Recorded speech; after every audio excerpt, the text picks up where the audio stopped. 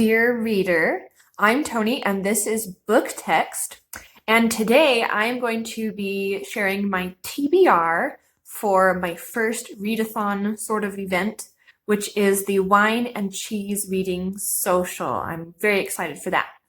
But first, our word of the day related to the Wine and Cheese Reading Social is nipcheese. Nipcheese. It is an 18th century slang word for a miser, a cheapskate, a skinflint. So Ebenezer Scrooge and his predecessors would have been nipcheeses. So like I said, I'm very excited to participate in the Wine and Cheese Reading Social. This was announced and is hosted by Rainy at Rainy Day Reads and Elaine Howland at Elaine Howland. I will link to both of their announcements in the description below. And the idea is that you read a book that is under the theme of food or beverage.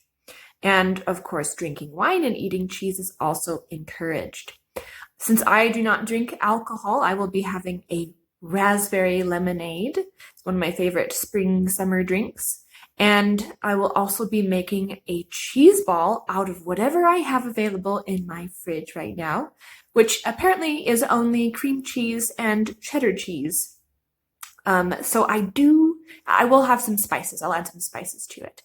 I do love an aged Irish cheddar or a Dubliner cheese, but I just frankly have not bothered to get them at the store lately. The grocery store is like a mild war zone out there, so I just stick with what I have currently. So I have 3 books that I have selected, and I kind of cheated and just went by titles. I don't know if any of them actually have food and beverage themes, but the first book that I selected off my shelves is the Guernsey Literary and Potato Peel Pie Society by Marianne Shaffer and Annie Barrows, which I believe is a mother-daughter duo. I think I read that somewhere. This will be a reread for me. I read this many years ago when I was in college and enjoyed it. And I also recently loved the adaptation. I thought that was amazing. So this is the story of writer Juliet Ashton, who has a correspondence with some book fans who live on the island of Guernsey. And she learns about their past resisting the German occupation. So Guernsey was occupied by Germany during World War II, and this takes place right afterwards.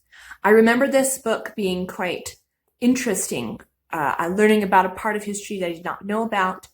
I also remember being endeared to the characters. I'm more of a character person than a plot person, and I feel like there was a lot more characterization than plot in this story, and of course there's a little romance to boot. So I look forward to rereading this one. The food does play an important role in the story as they're gathering secretly as a society. All right, the next book I have is The House on Mango Street by Sandra Cisneros. And this one I'm pretty sure is a cheat because the street is called Mango Street. That doesn't mean that there's going to be mangoes in the story. But this is a coming-of-age novel about, remember her name, Esperanza Cordero, who is growing up as a Latina girl in Chicago and is trying to set her own fate, set her own identity instead of doing everything that people are expecting of her. And so I'm looking forward to this one. It is a short book. I have read several other Latinx books and really enjoyed them. They have kind of a unique language, unique writing style, and of course stories that I haven't read in other genres. So I'm looking forward to devouring The House on Mango Street finally. It's been on my shelves for a long time. The last book I selected is Shades of Milk and Honey by Mary Robinette Kowal. And this is a book that I've also had on my shelves for a little while. It is a historical fantasy set in the Regency era. So the blurb on the back of the book is kind of what sold me on it. This is what it says. This book is like wandering onto a secret picnic attended by Pride and Prejudice and Jonathan Strange and Mr. Norrell. Love that description. It sounds like it's about a spinster who is still single at 28 named Jane Ellsworth, and she has to restore her family's reputation using her magic. So I don't read a lot of historical fantasy anymore.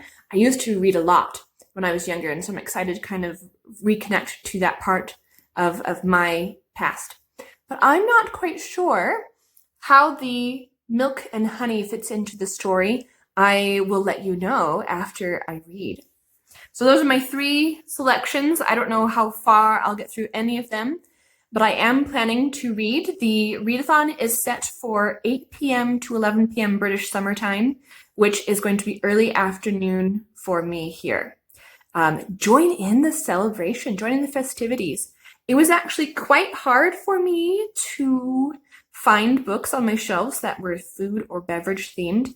Do you have any suggestions, or are you going to hoard your suggestions away from me like a nipcheese? Remember, there's always another book.